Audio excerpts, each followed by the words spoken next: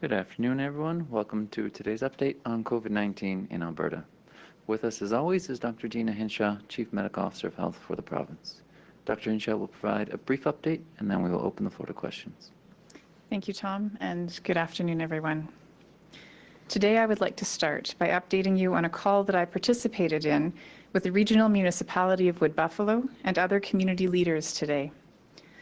The Minister of Health, other officials, and I met with Mayor Scott and other local leaders to discuss the state of local emergency and ways to help support them in reducing transmission.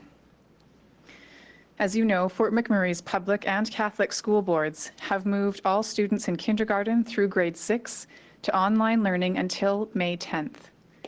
As a result, we are extending the limits on group sports and performance for children and youth that were in place for grades 7 to 12 to this younger age group as well. Effective immediately, all indoor extracurricular activities, including youth sport, recreation, and performance in Fort McMurray for children in the K to 6 age group must either pause or move outdoors until in-person learning resumes. Another part of our response is working with AHS to identify ways to reduce testing wait times and to speed up the contact tracing process. This includes a change to our close contact testing approach that I'll discuss in a moment. I also want to stress that if you live in the area and are eligible for vaccine, we are working to ensure you have access to the vaccine in a timely way. Please keep checking to see if new appointments have been added as we get new shipments of vaccine. For those 40 and over, there is still an opportunity to receive AstraZeneca vaccines through walk-in clinics. No appointment is required and doses are available. These vaccines save lives and protect your health and the health of those around you. I got my shot and recommend that you do too. We will work with local leaders to identify ways to help answer any questions that people have about the available vaccines and ensure that people understand the benefits. This is just the start. We will continue to work closely with local officials to provide the supports they need. However, I want to stress that the high spread we are seeing in this region is not the fault of any one group, and spread is not limited to any one area. There are other areas of the province that are seeing extremely high case rates as well, and we have an unprecedented risk of transmission across the province right now. This is a province-wide problem in the context of a national and global one. We all need to take this virus seriously to bend the curve, including getting a vaccine as soon as we are eligible. Turning to today's update. Over the last 24 hours, we have identified 1,539 new cases of COVID-19.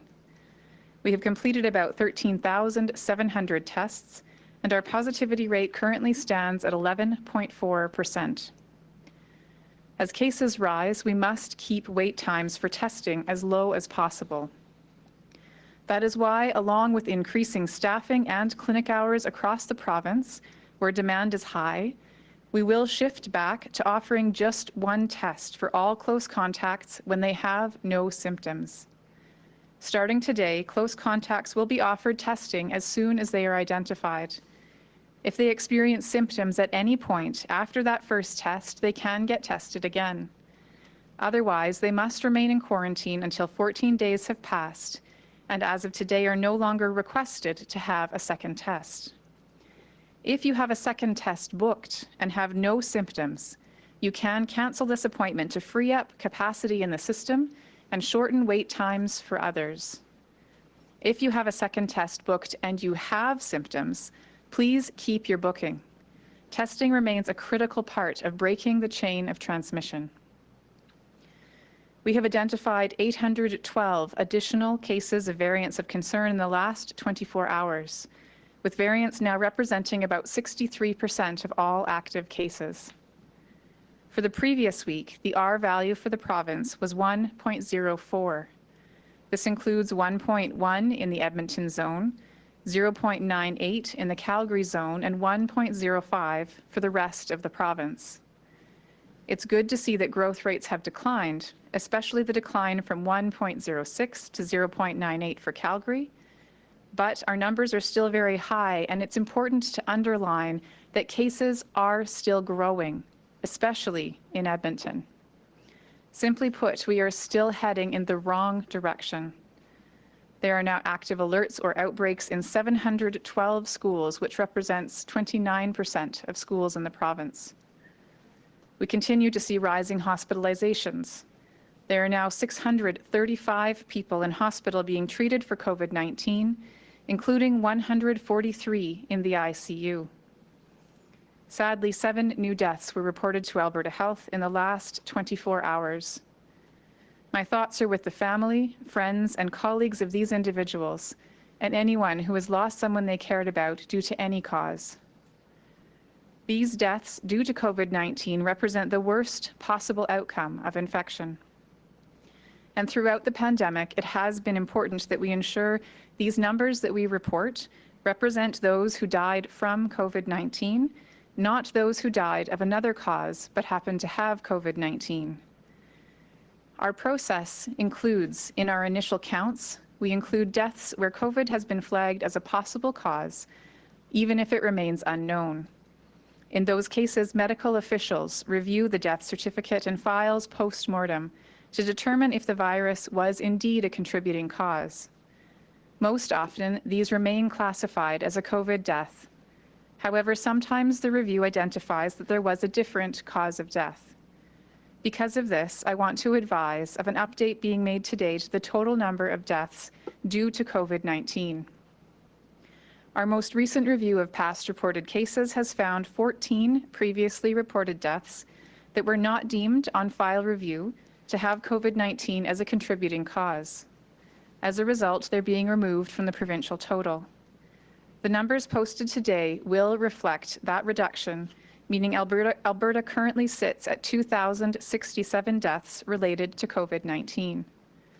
I want to be clear that each one of these numbers, whether the death was from COVID-19 or any other cause, represents the loss of a person who leaves a hole in the lives of those who mourn them. The adjustment to the COVID-19 statistics is a part of our commitment to transparent communication, but in no way reduces the magnitude of the losses experienced by those who cared about these 14 people. There are now 20,721 active cases in Alberta. That is the second most number of active cases since this pandemic began. There is no one source or sector that is driving this spread that we're seeing. It would be simpler if there were just one cause.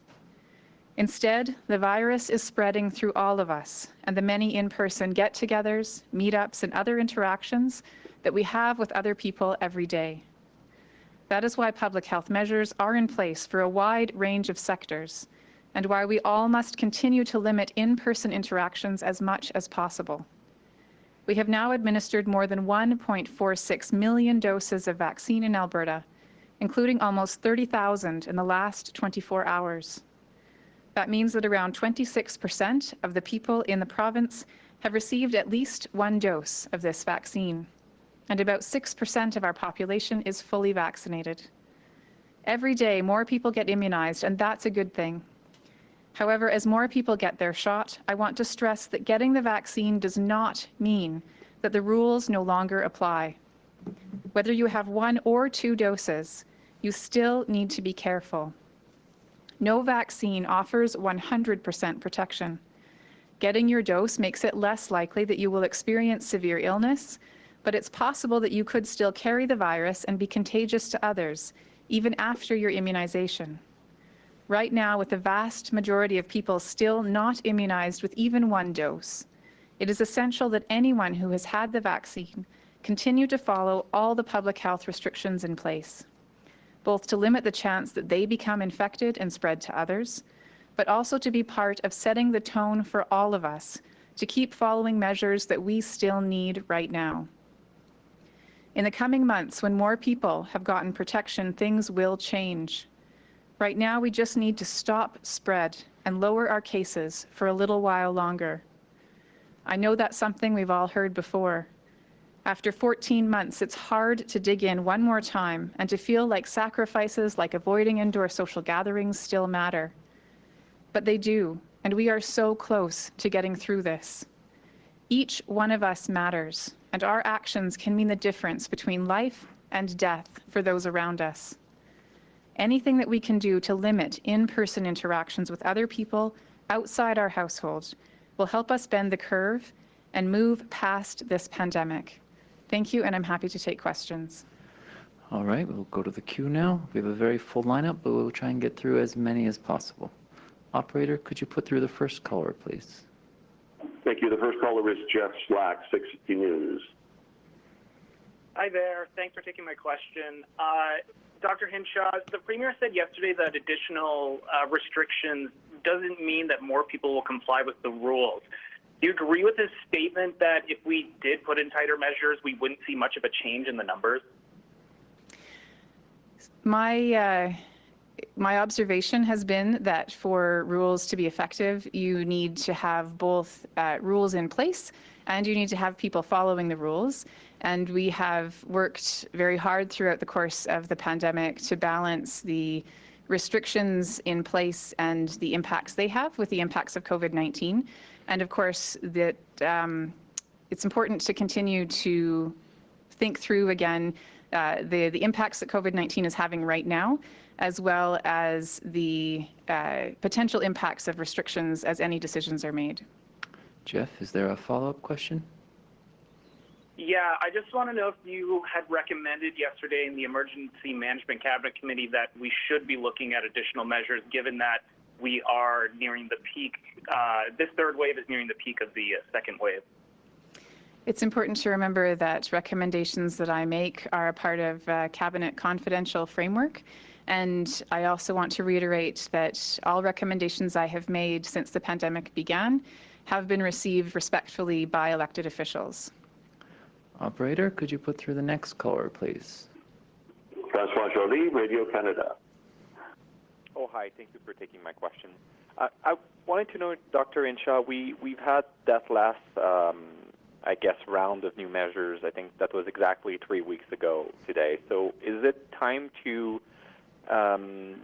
go back and see, like, has this been effective? Can we, because it doesn't seem to have slowed the growth that much when we see a positivity rate of more than 11%. So have they not been effective, those last measures? What we've seen in the data over the last 3 weeks is a decline in the rate of growth. So with respect to seeing the impact of the combination of measures in place, it seems clear that the rate of growth is less steep. However, it's also important to note that the numbers are continuing to climb, while at a slower pace. That's obviously concerning with the very high number of new daily cases. And so again, it's critical. That's a reminder for all of us that the more that we can limit in-person interactions every single day with those outside our household, the more we can collectively move to not just slow the growth, but actually bend that curve down and decrease our cases. Is there a follow-up question, Francois? Yes. I wanted to know, we have 7 more deaths today. A lot of these people are in their 70s, their 80s. Do we know if any of them were vaccinated? What can you tell us about the impact of vaccination when we still see a lower number, but still people dying from the virus in age categories that have been widely vaccinated? I don't have the specific numbers for these particular 7 people. What I can tell you is that we're working on an analysis of the cases that we've seen in people who have received vaccine. The vast majority of those who are infected after they've been vaccinated are infected within the 2 weeks after they've received their dose. And it's important to remember that it does take several weeks between getting the dose of vaccine and when our bodies have had time to build up the immunity that can help protect us from those exposures. And so again, someone who gets COVID-19 from an exposure in that 2-week period, it's not because the vaccine didn't work, it's because that protection doesn't happen immediately. So that's the majority of cases that we've seen. There have been a very small number of people who have gotten COVID-19 and ended up, again, I don't have the specific number, we're working on that, but who have gone on to have a severe outcome. And we know that the vaccines are highly effective, but not 100% effective. And that underlines the point I made earlier, which is at this time, with very high case rates and very high transmission, it's critical that the vaccine is part of our overall response, but that we all continue following the public health measures until we can have enough people vaccinated that we can bring those numbers and that risk down. Operator, could you put through the next caller, please? James Keller, Globe and Mail. Hi, Dr. Hinshaw. What's your understanding of the vaccine supply and the demand in Fort McMurray? This morning I checked, and the earliest appointment through AHS was May 11th, although a few dozen appointments have opened up later in the day. If people try to book and they're encountering a 2-week delay, does that indicate low demand in the region, or are they seeing the same supply constraints as elsewhere in the province? So there's a combination of options in Fort McMurray, and I know that there is supply available of the AstraZeneca vaccine. So anyone who's 40 and over who wants to receive a vaccine can go to the walk-in clinic and receive a vaccine without even needing an appointment. So there is supply available of that particular option. With respect to Moderna and Pfizer, again, as you say, it's my understanding that the current supply is spoken for in the next short while. However, we are working to make sure that the incoming shipments that we will be receiving over the coming weeks, that we are ensuring that portions of that go to Fort McMurray so that those who are eligible are able to receive a vaccine as soon as possible. But as I said, there are many doses still left of AstraZeneca, so there is vaccine available, and that can be accessed with a low barrier way through the walk-in clinics that are currently happening in Fort McMurray. James, is there a follow-up question? Definitely. And so the leaders of 11 First Nations and Métis settlements are calling for several stricter measures, including a stay-at-home order, a curfew, closing of patios, restriction on businesses in the Wood Buffalo region. Is this something that you're considering, and do you think those measures are necessary given the high rate of infection in that region? We know that the limitation of people, the fewer people who come in contact with other people outside their household, the less case transmission we're going to have.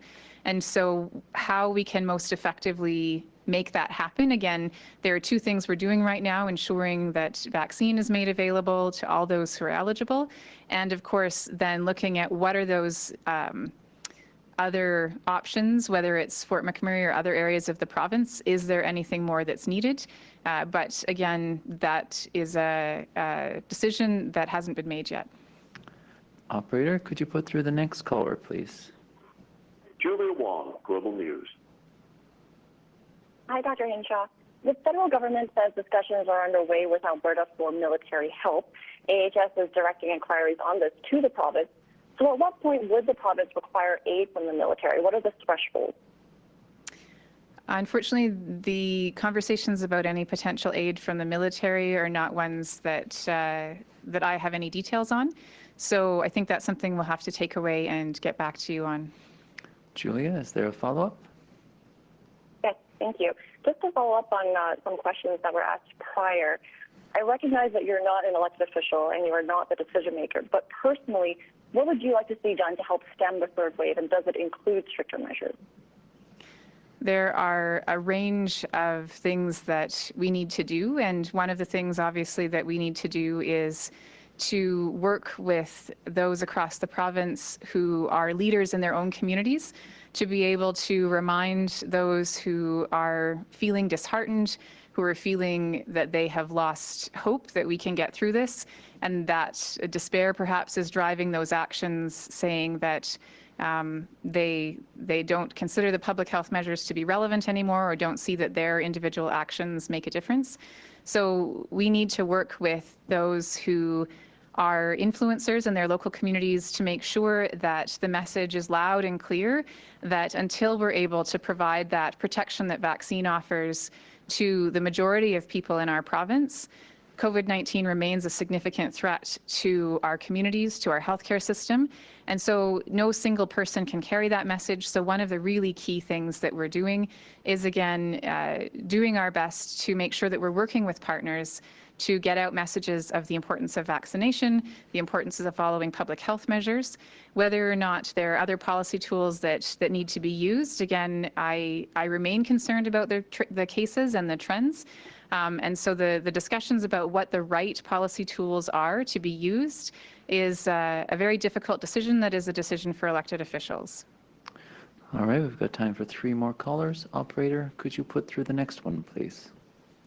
Kevin Nimick, CTV Calgary.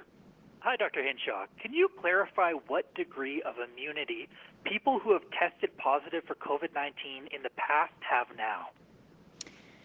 There's some interesting research on this from around the world, and part of what has been demonstrated is that the immunity that someone who's been infected with COVID-19 would be expected to have depends in part on their age. So the older someone is, the less protective an infection is against future infections. So for people who are 65 and older, my memory of the data is that it's less than 50% protection. And so because of that, we strongly encourage anyone who has been infected with COVID-19, the vaccine actually will provide better protection than having been infected. And so even if someone has had COVID-19, it's important that they still receive vaccine when they're eligible, because that protection level, again, varies with age. The other thing that's important to note is that even younger people who may have a higher level of protection against the same strain, we know that there are some variants currently circulating in the province, such as the B.1.351 and the P.1, that we know have a greater likelihood of reinfecting someone who's already had COVID-19, whereas the vaccines, again, depending again on the strain and the type of vaccine, are showing protection, particularly against severe outcomes, even with those variant strains. So it's difficult to give any single number, but the bottom line is that even if someone has had COVID-19, it's still important for them to be vaccinated for their own health and the protection of those around them. Kevin, is there a follow-up question? Yes, the Premier has said repeatedly that there is a natural immunity if you have tested positive, and he has used a combined number of both people being vaccinated and what he calls natural immunity to predict a threshold at which we could host summer events like the Calgary Stampede. Is having had COVID equivalent with getting vaccinated, and is that your advice that the Premier is speaking on? I do believe it's important to factor in immunity post-infection to our planning, because again, we do know that there is some level of protection that is conferred. It is not equivalent to vaccine. However, again, it has been a part of my advice that we need to consider both of those things, because we know that public health measures and public health restrictions have significant impacts on people. And so we need to be considering the big picture when we're looking at summer planning. However, having said that, again, it's critical that while we're looking at that big picture for our planning at an individual level, people need to know that even if they've had COVID-19, it does not protect them in the same way as having had a vaccine. Operator, could you put through our second last caller, please? Bill Fortier, CTV. Hi, Dr. Hinshaw. You mentioned following your meeting with Mayor Don Scott that you will ensure there is supply there for people who are eligible for the vaccine. But that's not exactly what they're calling for. They're calling on the prioritization of that region for vaccines, so everybody getting a vaccine who's an adult. So it's more like what's happening at the meatpacking plant. Is that under consideration? Is that something that you are considering recommending, or is that something that's totally off the table for the Fort McMurray region? We are currently looking at our limited vaccine supply. We're looking at the situation not just in Fort McMurray, but in other parts of the province, which have high rates as well, and considering how we can best allocate within that limited supply to make the biggest difference. But it's really important to remember that while Fort McMurray has a very high rate that is concerning right now, it is not the only place in the province that has those high numbers, and whatever policy, if we do make a change, that it would need to apply not just to Fort McMurray, but that we would need to be looking at other areas that have similar challenges as well. And again, because we have such a limited supply and we still have not been able to offer vaccine to all those who have that high risk of severe outcomes, there are different challenges that we need to factor in as we consider those options. Bill, is there a follow-up question? Yeah, just a quick one. And to your answer, but Fort McMurray has the highest rate of infection right now in the province that has the highest rate of infection in Canada. So is it not worth, just looking? You've done it in meatpacking plants. So why not consider doing that in Fort McMurray as well, where the problem appears to be worse?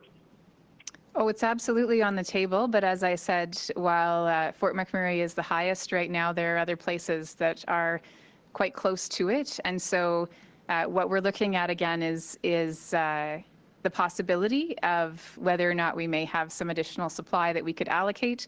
But it's important to remember that we have a limited supply, so anything that's allocated there, which is on the table for discussion, would be taking it away from somewhere else. And those are the very difficult decisions that we need to make about what would have the greatest impact.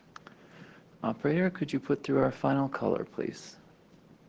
Lisa Johnson, Edmonton Journal. Hi, thanks for taking my question, Dr. Hinshaw.